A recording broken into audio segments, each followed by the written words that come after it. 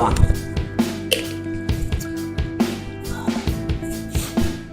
Okay, so we're live and welcome everybody to another episode of Westpark Lives, and welcome to my old pal, superstar, Mama B, Shauna Bannon. How are you? Great, how are you? Not too bad. How'd you find the traffic getting up here today? I drove from Paddy, so it was literally 2 minutes And you're all late. and I was like, story of my life. I wasn't too late. Asking the people, sometimes it's a half an hour.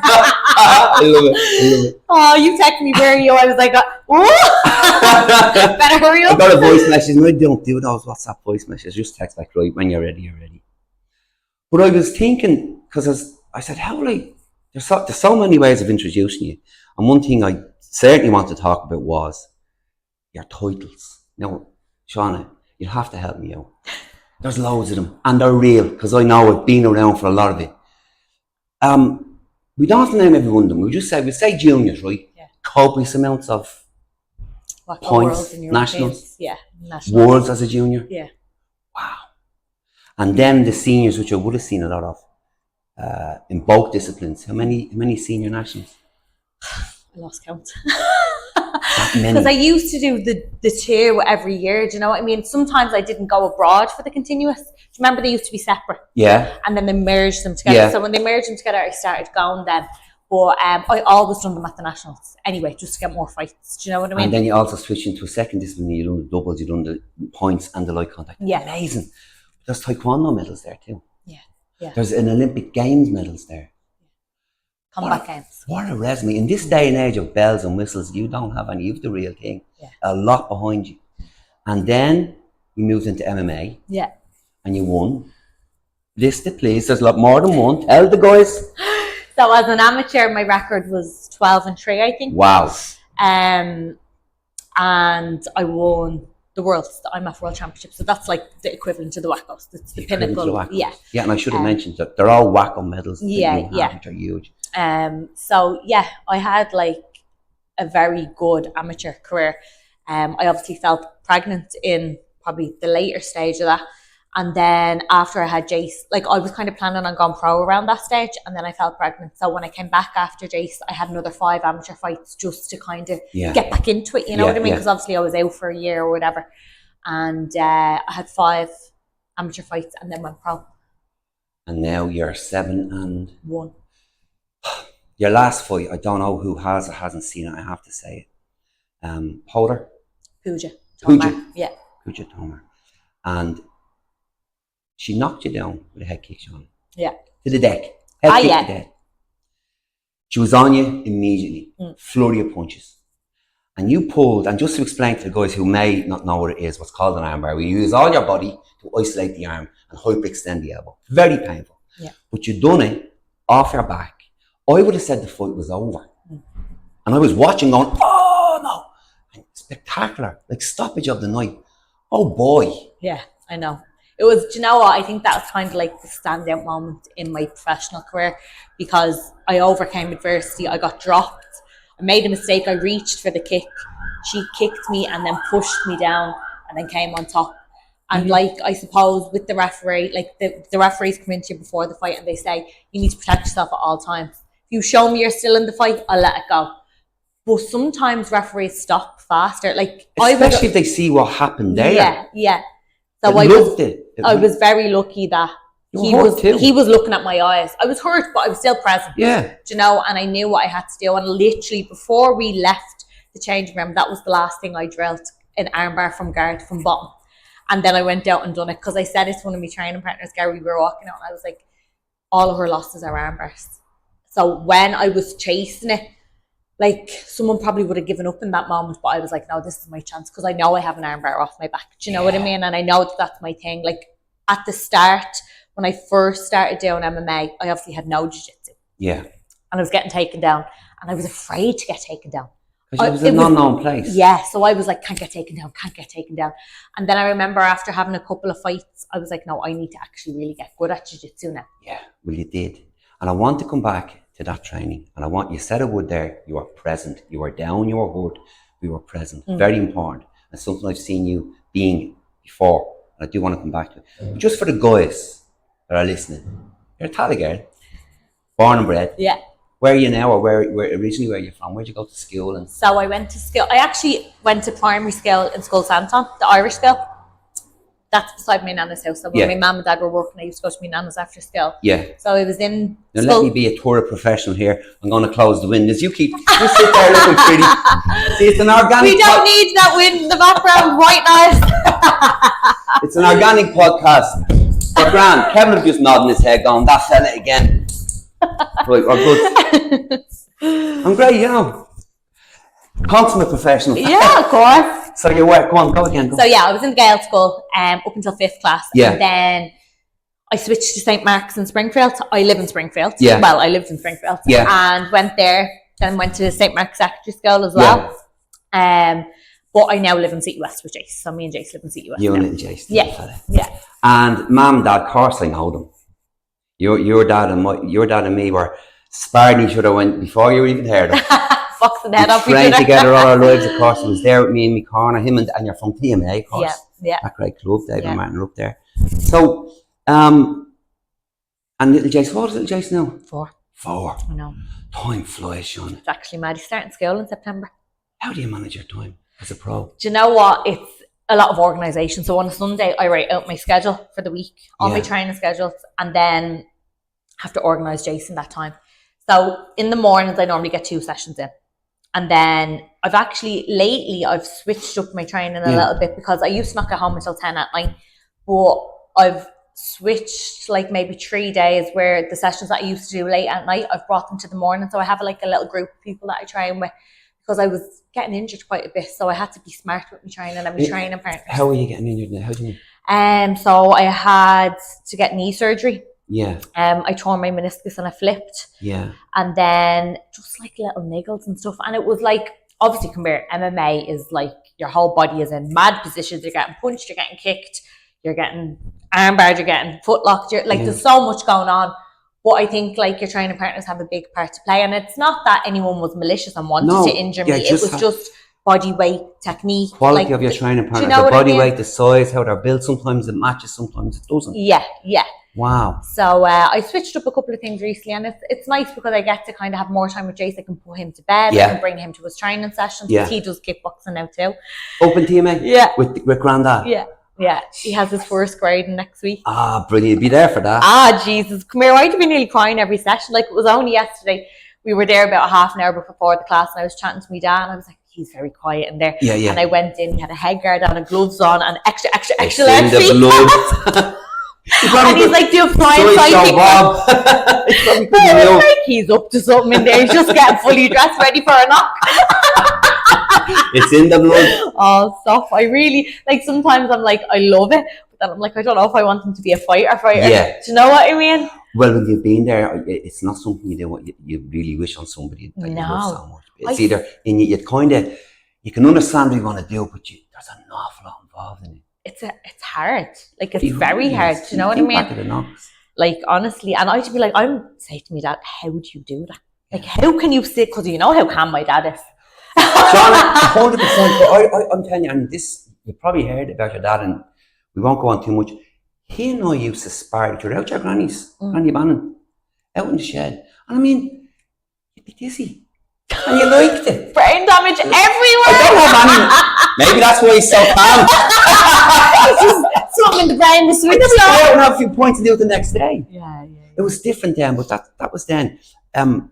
Focus on you, and something I want to ask you, because you have a lovely attitude and a lovely approach, and you change when you're on the mats, which is important. Yeah. It's a state of mind.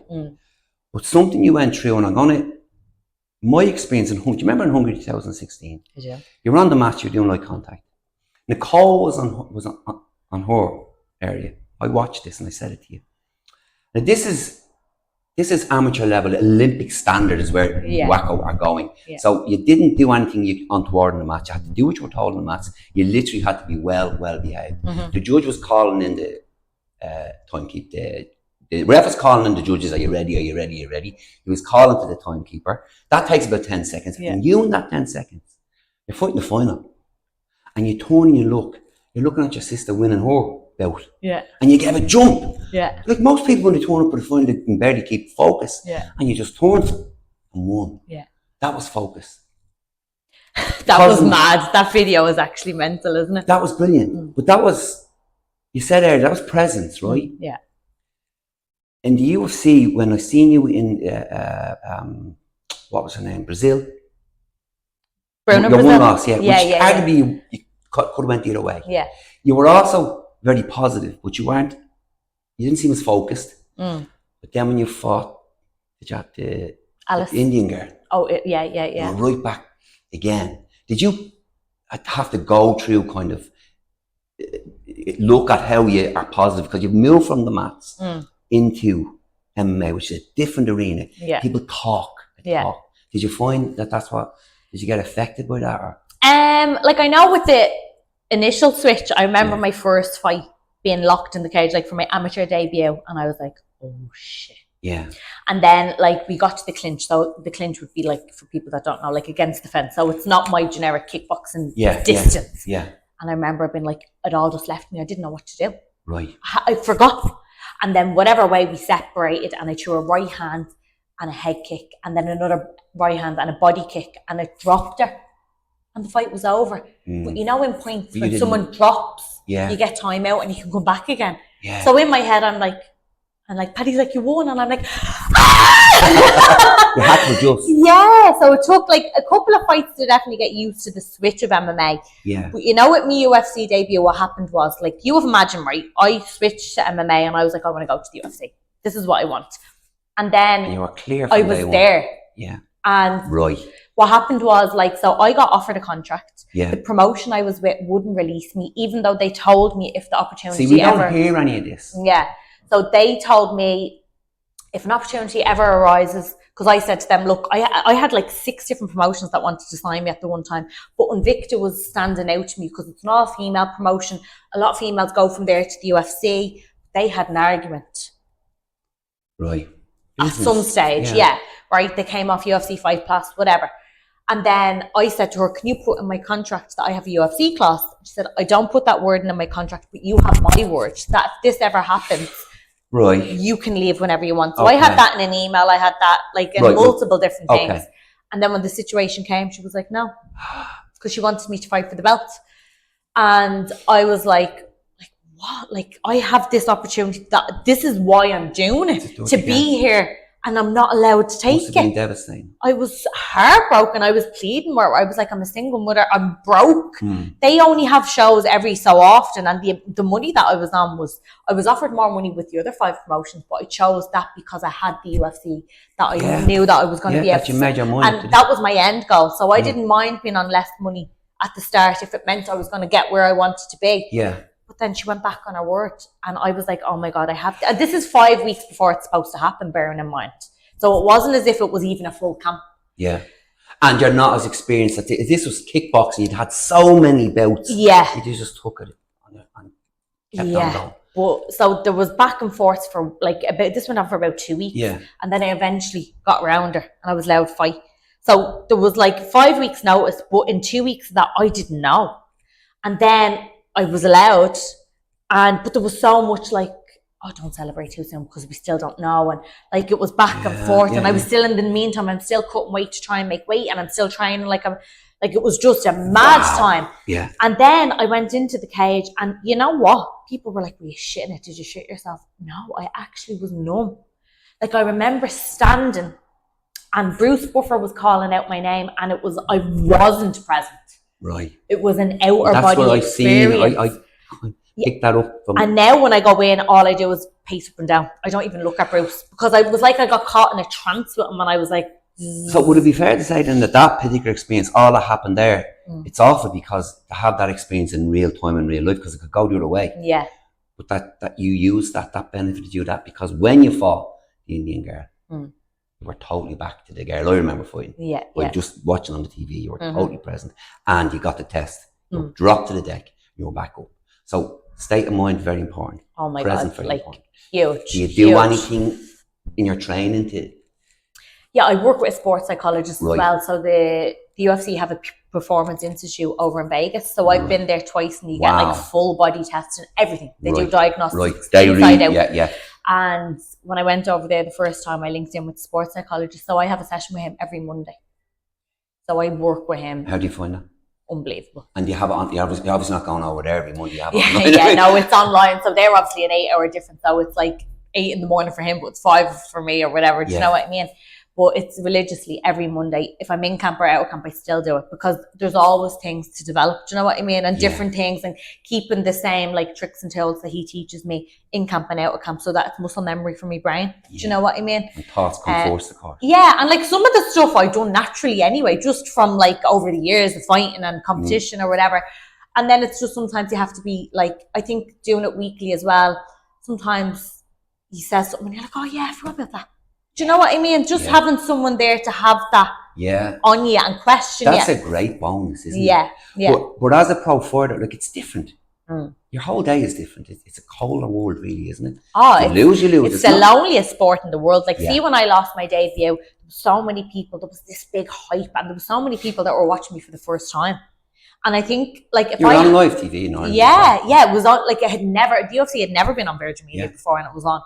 And like, I went out there. If I had went out there and gave every single bit of me and lost, I'd be still devastated. Obviously, no one wants to lose. But it would have been that little bit easier, you know what I mean? Whereas because I didn't give it my 100%, it was really hard. Like, I was like very low after that, like very low. And then I was scheduled to fight again the following March. That was the July, scheduled to fight in the March. Tore my meniscus, had to get surgery, was out again, had to rehab, wasn't able to like be doing MMA for that rehab period. I had to rehab my knee before I could go back in and work on me. And you hadn't got the UFC guy at this stage? No, this was, no, you this still was, had, so that really helped. But then you had families like you had your I wasn't working with a sports psychologist. So what did you fall back on then? Because that's the down point. There's great learning in it, Shauna. Yeah. But you need some kind of support. You obviously had your mum. Great support. Yeah. And your dad. What else? But it's still very, like, do you know what? I don't think I actually got over that loss until I won. And even at that, it still hurts me sometimes thinking back on it because I remember how I felt. See, you're a competitor. Yeah. Believe me, keep that. You need it, but it does move on. You move on as you get older, don't I'm like, oh, it triggers have to get them back. yeah, 100%. I didn't do my best. Yeah. Do you know what I mean? Is because it's multidiscipline, and you mentioned you have a team and you have to watch with the training partners you have, you're switching from one discipline or stand-up, which is boxing, say, or kickboxing, the ground grappling. Do you have different coaches? Obviously, you have Paddy Houlihan, you have to mention him. Yeah. Do you have also other specialist coaches that you... So Paddy's my main head coach, though. I'd be doing my MMA, my striking, my jiu-jitsu, everything, my wrestling with him. Yeah. And then I also have Collie Mahin, who I do my striking with separate as well. And then I have like my strength conditioning. I do that with the PI, but I also have John Connors, who's my nutritionist. But we do like a strongman session every Saturday with him. Okay. And then I link in with him what I'm doing with my strength conditioning as well. So he's your nutritionist. You're 55 flight. What do you call it? Featherweight or so I'm strawweight. So I'm 52.6. Right. How do you find it getting down to that? It's tough.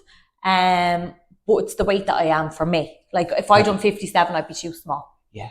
And you're cutting weight and then you're watching your diet. And I'm just coming around to your Westpark. When your presence here in Westpark and your training here in Westpark, do you use here, like, would you use a sauna or would you? Yeah, the sauna, the ice bath, jacuzzi for recovery. They really help. I use the swimming as well. Do you swim with the pool? Yeah. I've never seen you. I haven't been there in a while. The knees. Yeah, it's good for them. Do you know what and they're coming on and on. Oh, they're fresh now. Like I've had stem cell, I've had PRP, I've had everything in them to try and make them better. Do you know what I mean? Yeah. And then I feel like sometimes I think the one you've done so much. Sorry, you've done so much already. Yeah. A few more fights, you know. Yeah. Well, the next opponent that I have, like, she's higher in the ranking. So when I beat her, I'll rob her spot. When I beat her, I love the words. You know me, Liam. But see, you used to talk about that in kickboxing. It was never personal. It was just, listen, this is a fact. Yeah. And it is. You have to. Like, I think, like, positive, like speaking positive is a huge thing. Do you know what I mean? And I always say that. Come forth, Shauna. 100%. Like, I think as well, one positive thing leads to another, and it's the same when you go negative. Yeah. Like, there was a guy, and I'm going off piece here, but there was a guy, and I'll send you the link. He was a psychologist, and someone sent me there a while ago. I haven't got his name. And I should know his name. Long story short, he said, for 17 seconds, if you have a thought, for 17 seconds, if you keep that thought, it will vibrate and attract energy in your peripheral and in your total vision in other thoughts. So if it's negative, you'll have the round the queue. If it's positive, you'll bump into something positive. Yeah. Funny how the brain works. Do you know what? Like, do you remember that Law of Attraction book came out a few years ago? I was like, I used to do that before I even realised that was what it was. This is what you were doing in the maths naturally. Yeah. And I'm like, I've been doing that years. You were comforting your own without skin. realising like that had a name to it, or there was, do you know what I mean? Like I'd write something down, or I'd make, like years ago when it was just Facebook, I'd write a status that this is what I was going to do, and I'm like, I put that there, so I have to do it now. But you see, new experiences take you out of that comfort, take you out of comfort zone. It's necessary. Yeah. And that's where you can get caught. 100%. But you didn't get caught too bad at all. You made serious inroads afterwards. You've come on so well. Yeah. In here, what would your program be? What's your machines? What machines do you like? I've seen you run from one to the other. You're driven. You're like this. You know what I mean? I know. The percent of people do hate me because I do a lot of my stuff in pairs. And because I'm kind of like that, I'm going, I'm sure I should be watching what's she doing. Yeah. I don't, I'm too busy doing it. But you see you doing this. Usually we do about 500 pull-ups. We're taking an hour in between each. Pull-ups about 3 hours now. Fucking long. But no, seriously. Yeah. You've 3 or 4. Yeah. What is it? No, so I have, like, it depends. When I'm in camp, I normally do 2 days a week weights. And then I have my strongman on a Saturday down in John's. And then when I'm out of camp, I'll do 3. Yeah. Because I just think it's so good for injury prevention. Whereas, 100%. like, not that I don't enjoy weights, but it's my least favourite out of everything I have to do. Okay, right, okay. Do you know what I mean? I'd rather be punching or kicking or grappling or something. That's part of the problem of the fighter, and it can be too much of this. Do you know what I mean? Whereas I need to be doing more of what I don't like, because 1, it makes you stronger. 2, I think injury prevention is huge from weights in itself. Do you know what I mean? Like a lot of my stuff at the start would be like activation, and then I'll do my session, and then I'll have my like rehabby things, just like little things that I do at the end of every session, just for my knees, my joints. Like, do you know what I mean? 100%. But yeah, my program changes all the time. I'll do like 4 weeks of a stint of something, and then another 4 weeks. They update. But you're more settled now. You're not so much in the learning phase now as you are in the. Yeah, no, I know, and that's what I done in college. Yeah. Leisure management. So I done all the PT stuff in course. You know, you have a background in it. I do, but it's just, do you know what? When I done that, sometimes you need someone who's actually specialised. And come here, the UFC PI, they do the thing, so they know it inside out, and it's specific for MMA as well. Do you know what I mean? Again, I'm saying it again on behalf of Westpark, but you're in it clearly. I just think it's great because it's such a community here. Then you have a pro like you running around, buzzing around, getting their stuff done. Yeah. And there's a few sponsor laddies here now. I know that. Yeah. But there's no UFC. Well, we've another one. So Yosef. He's not UFC. No, he's had one pro fight. Yeah, his pro fight was like a couple of months ago. Yeah. Come here, what's your go-to snack? Do you have one? Of course you do. I remember you guys weighing in. Yeah. Peanut butter is like literally life. Just a little spoonful of peanut butter. That keeps you going. Yeah, and blueberries. Do you watch me even when you're off? Yeah, so my meals would always be the same. Like I can't, because I'm fueling myself for training or whatever. Well, no, you're a real snack. Yeah, no, listen, no. Your reward. I'm going to tell you now. What my downfall in life is. Yeah. And I actually write chocolate. Yeah. I fucking love chocolate. Chocolate is the same. Loves it. Oh, no, I idolise it. It's dangerous. Yeah. Like I can't control myself. It'd be 2 minutes later and a large chocolate bar was gone, and I'm like, what's like how? You're not the only one. It's not good. My last camp, it's really not good. My last camp, I remember, like it was in the middle of it, and I was just like I'm just fucking sick of this. I'm starving. Yeah. And I was like, if I didn't eat so much chocolate when I wasn't in camp, I wouldn't be struggling this much now. Would you still eat it? And I was like, I kept saying, I remember I said to John, I was like, I actually think I'm just going to give up chocolate completely, because when I'm in camp, I just go cold turkey. I just don't have it, because I can't, if I have a square, I want a whole bar. Yeah. So I'm like, I just cut it out completely. Yeah. Jason's is gone. There's no chocolate in the house. It's gone. Gone completely. Yeah, he can have some when he goes to his nana's. So you're not supposed, you need to know, send her lots of chocolate. Triggered, I'll be like licking it. Yeah, no, he's giving you gifts now and again. This is you, a big bag of chocolate. Yeah, I don't give anyone gifts. I'll give you a punch in the face. We're ready. Everybody used to give flags. Yeah, fuck that. Nah, or swap the t-shirts or the tracksuits. Yeah. No. Well, I think it's a little bit friendlier in kickboxing because you see each other so often, whereas when it's MMA, like, I'll be friends with you after, but before. I remember giving my iron shirt to the Italian fella. He gave me a great fight. And he gave me his club shirt back. No, I want the team shirt. Yeah, give me... club shirt. I was nearly grabbing the Irish shirt back because everyone wanted the Irish shirt. Yeah. No, club shirt. It was nice. What could I say? Yeah, but you're like, give me the Italian one. Come here. And I love asking people this. This has been a great chat. I don't think we've missed anything. Maybe we have we? No, I don't think so. We could talk all day now about fighting, but I wanted the guys in the gym to know your daily stuff and everything else. But do you, in terms of podcasts or in terms of movies or in terms of books, do you read much or? No, I don't really read, no. I think yes, they're terrible. No one seems to read anymore. So what I've brought in, like I remember a couple of months ago, my sports psychologist said to me, he was like, what can you do to switch off? And he gave me a few suggestions, and he was like, knitting. I was like, absolutely not. And he said, colouring. And I was like, what do you mean knitting, Liam? Your mom be good at that. I was like, would she? I don't think she'd even more. Sorry, Elaine. I'm doing it for the crack. Great knitter in a day, that girl. I remember her well. Well, he was like, what do you do to reset if you've had a bad day? And I was like, I go and do like a sauna or hot yoga. And he was like, yeah, but Shauna, you're not going to do that on fight day. And I was like, right.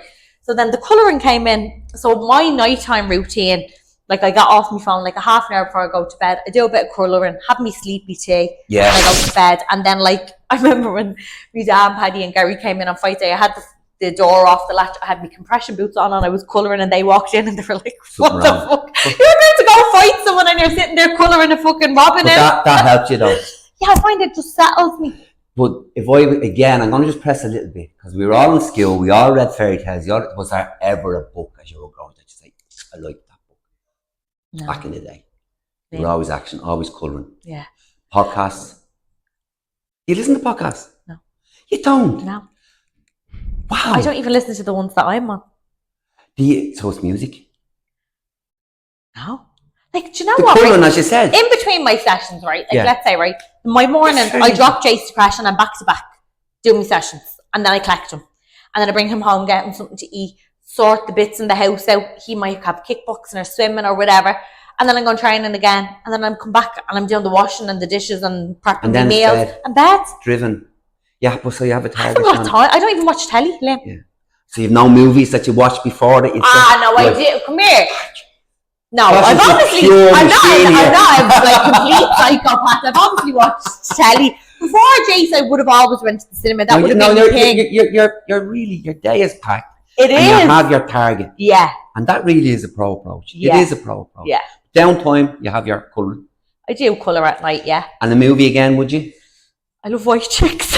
There we go. No, there's always... Jason is in love as well. He's like, we put white chicks on. So funny. It's gas, isn't it? Absolutely love it. Do you know what I watched the other day with Jace?